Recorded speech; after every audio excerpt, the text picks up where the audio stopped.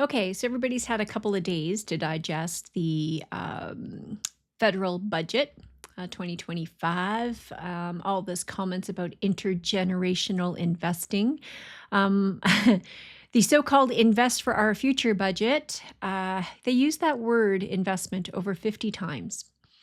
And I just want to clarify, simply spending money doesn't make an investment. And nowhere in this budget do I actually see a plan for any returns on the so-called investments. I'm going to call them what they are, capital expenditures.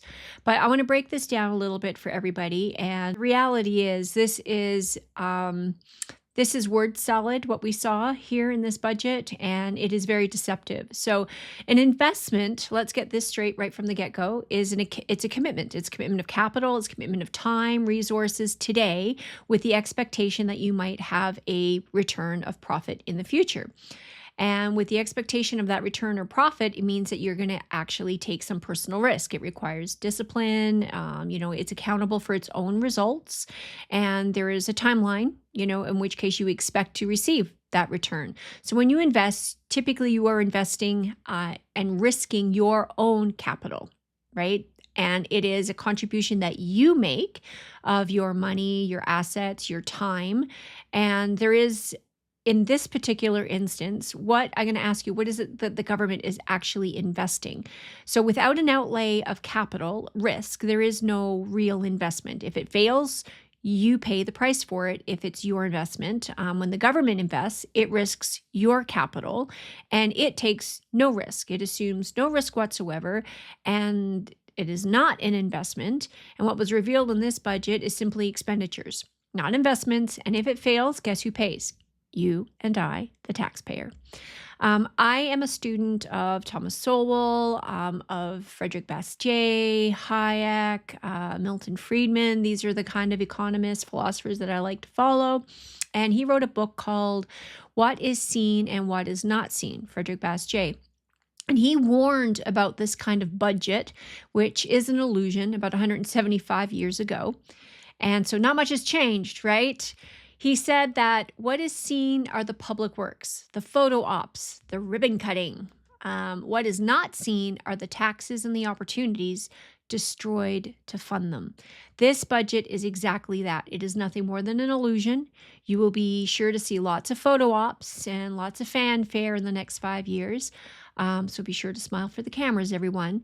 And this is, in my opinion, and I want to dig into this part a little bit better as to why this budget is actually going to make matters so much worse for Canadians. So first on my list, I want to talk about productivity. So the last few decades, Canada has been at the very bottom of the OECD's list of countries that it monitors in terms of productivity. And it's predicted to remain there, not just the last decade, but for the next 3 decades. So yep, you heard that right, all the way through to 2060.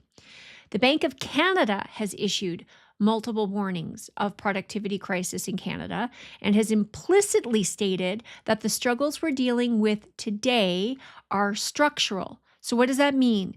For the Bank of Canada to imply that something is structural, it's meaning that their monetary policy, there's nothing they can do. They are trying to, stave off inflation. They have a very small, limited number of tools that they can do that, like controlling interest rates. But when they say structural, what they mean, this is a failure of fiscal policy. What does that mean? A failure of fiscal policy is a failure of the government itself. This is a direct result of failed government decisions and failed government policies. And there is no amount of borrowing in the world that is going to fix that. So relying on borrowed money for capital expenditures, this is the government's idea of growth, to shrink the debt either now or in the future.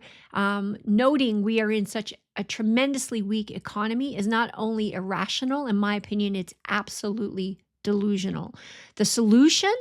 Cut spending. You cut spending and you increase productivity, preferably you do both. Meanwhile, the government, this Liberal government, refuses to do either. The debt is growing faster than our economy, and that is not a good news story, no matter how you try to spin it. And the cost of borrowing is stripping away opportunities at the expense of future generations. So, next, I want to tackle spending. 80% of all these programs that are proposed in this budget are permanent, adding new government agencies. These are not temporary, these are not one-time stimulus, they are permanent. They are going to lock in future governments into endless obligations, and every dollar crowded out by this government spending will leave Canadians poorer.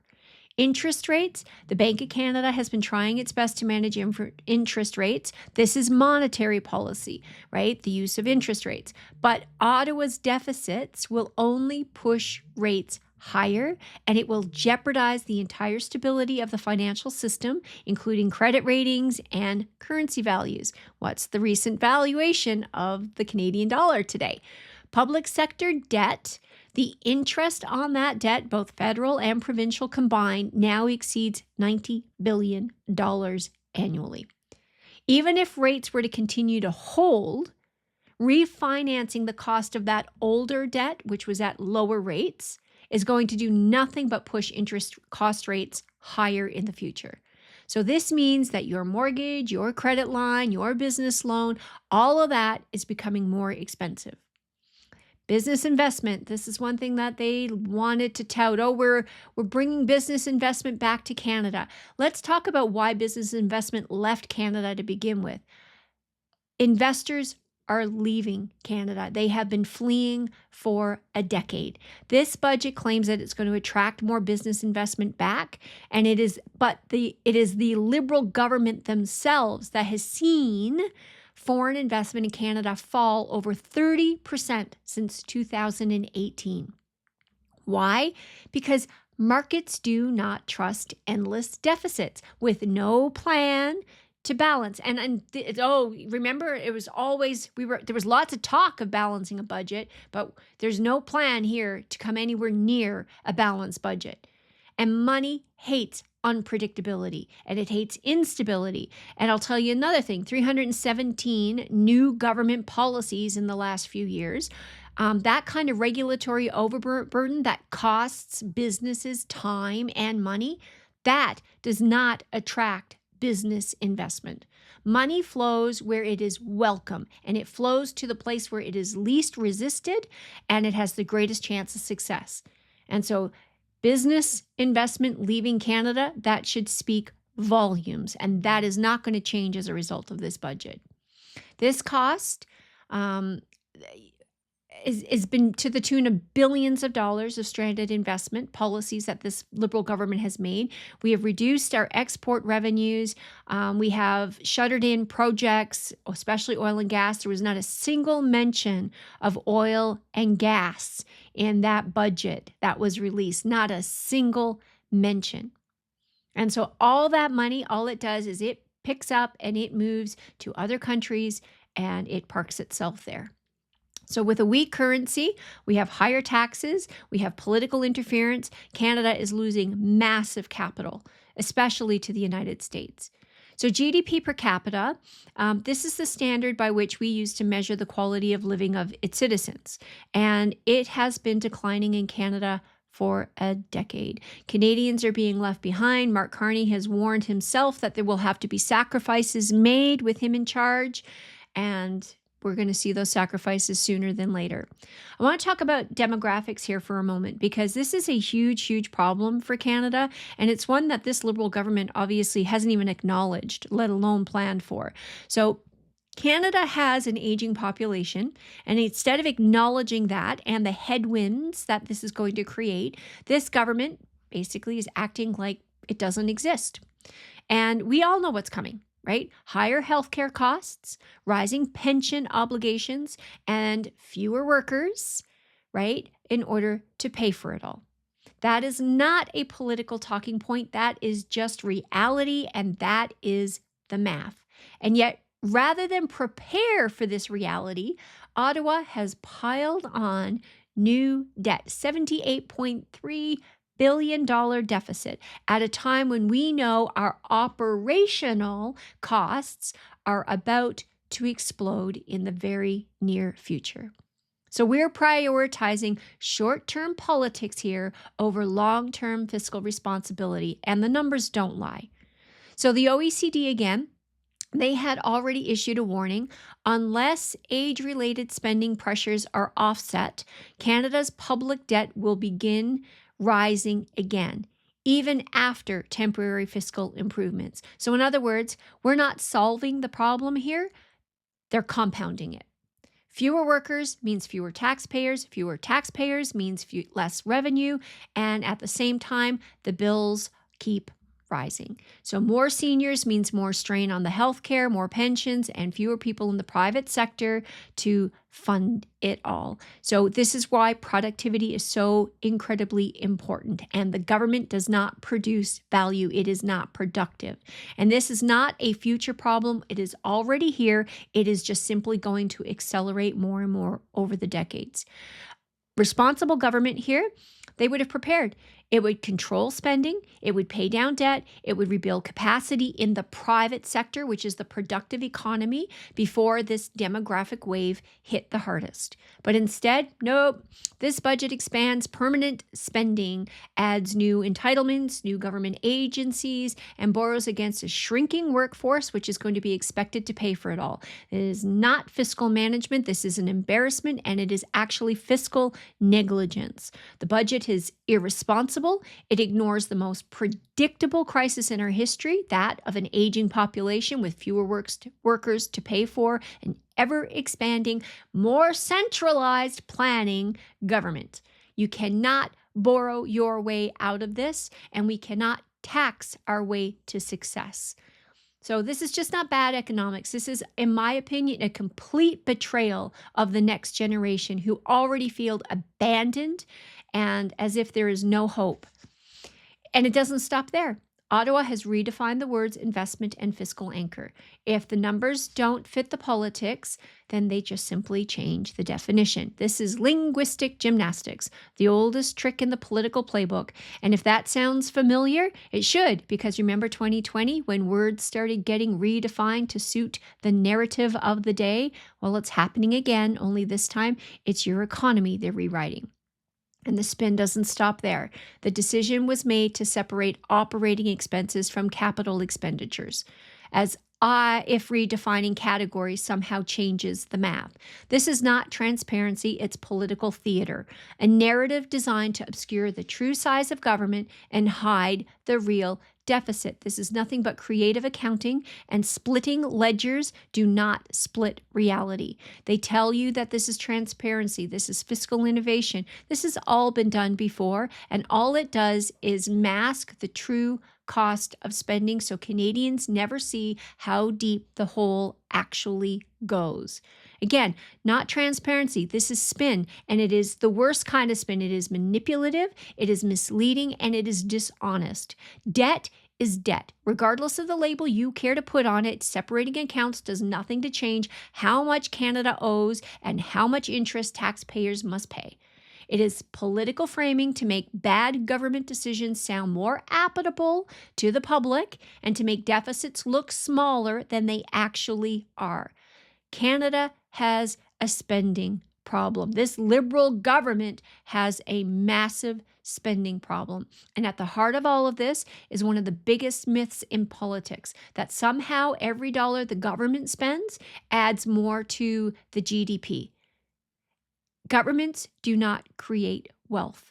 They simply redirect it. This government is about centralized planning, and it's about bigger and more government. It is the one picking the winners and the losers, and every dollar they spend has to be taken by force from the productive economy through taxes, through debt, or through inflation, and it comes at a cost. And the cost is lost opportunity. It crowds out and competes with the private sector, crowding out private capital, competing for the same limited resources, which drives up costs and wastes human talent on what could have been used to build something productive, something that actually adds to the GDP. This idea of providing funding, oh my goodness, just bought up. They're going to provide $1 billion to universities to attract new talent. They see this as an investment in the future. Hiring more people funded by the public purse. And I just have a quick question on this, and I'm digressing here a little bit, but quick question. Will all those new hires be subject to the diversity, equity, and inclusion hiring standards? Because that's exactly what Canadians need right now, right? More woke ideology training for our impressionable youth. Anyway, I digress. Back to the concept of every dollar taken from the economy and the dollars that the government spent somehow adding more to the GDP and more to the bottom line. Think about it this way. If I give you $100, right, I lend it to you, and then you give me back $50 and you charge me 8% interest on the 100 that I gave you, this is what the government is calling growth. So there is no return here on my money. I have $1 and basically I'm getting back 50 cents and I'm being charged interest along the way. This is the government's idea of growth. If an investment does not pay the bills, if there is no future return, it is not an investment. It is simply deferred taxation. So since 2019, more than half of all new jobs in Canada have been in the public sector, jobs that have been financed by taxes and debt, not actual productivity. And therein lies the problem. A public employee does not produce any new value. They are paid with after-tax dollars generated by a private economy, which is strained. And sure, I know people go, so I'm a nurse, I add value. Of course you do. They provide services, but they do not expand the economic pie. They actually consume a larger slice of it. So even the so-called reduction of 40,000 federal jobs, not till 2029 potentially, this is not going to undo even half the hiring binge that has taken place since 2019, a period when the government was already bloated and inefficient. This is not an investment. This is not fiscal restraint. It is the illusion that they are trying to create of spending as investment. It is prosperity. It is funded by debt. It is sustained by taxation, and it is paid for with the productivity of everyone else. And as for this blame game, the finger pointing at the U.S. tariffs and trade issues, let's be clear, this is not Canada's biggest problem. So yes, the current situation with tariffs and trade is less than ideal. Will it cause some discomfort? Absolutely. But even the Liberal government themselves admitted in this budget, 85% of Canada's trade is unaffected, and we still have the best access to the U.S. market of any country in the world. So on one side, they're pointing the finger, this is all the U.S.'s fault. On the other side, they make that statement. Does that sound like the U.S. has created all our problems? Capita per GDP has been going down for a decade. Productivity, businesses have left since 2018 by 30%. And the Business Council of Canada actually put this very plainly. U.S. policies did not cause these vulnerabilities. They are the result of policy actions or inaction here in Canada. The OECD agrees Canada's productivity slowdown predates the current trade tensions. Structural problems, right? Fiscal policy, aka government policies. So let's stop pretending that the problem is in Washington. It is not. The problem is Ottawa. When the Bank of Canada says our challenges are structural, that is exactly what they mean. The government itself is the structural problem, and only the government, through serious fiscal reform and serious budgeting, cutting costs, letting the productivity of the Canadian taxpayer go, it's the only thing that's going to fix this. But the budget, it doesn't fix anything. All it's doing is compounding the existing problem.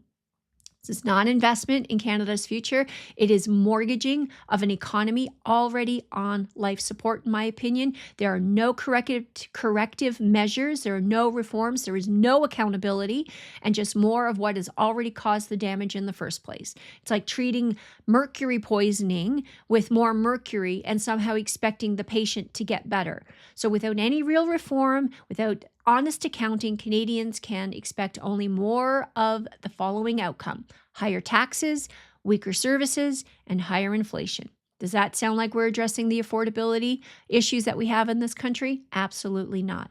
When the state starts replacing the market, when political spending starts replacing the productive private economy, these results are not surprising. They are actually inevitable. You might as well have put out the prescription. When you replace private risk with public debt and you call that progress, you're not investing in the future. You are actually destroying it for our future generations. Canada does not need a bigger government or more spending. It needs freer, more productive economy. This whole idea, the solution isn't about Ottawa building houses or renaming deficits to hide the cost of its own inefficiencies. The best thing this government can do right now is stop spending, reduce its size, cut red tape and bureaucracy, and get out of the way. Let Canadians, let the private sector do what they do best: innovate, build, and grow. God bless you all.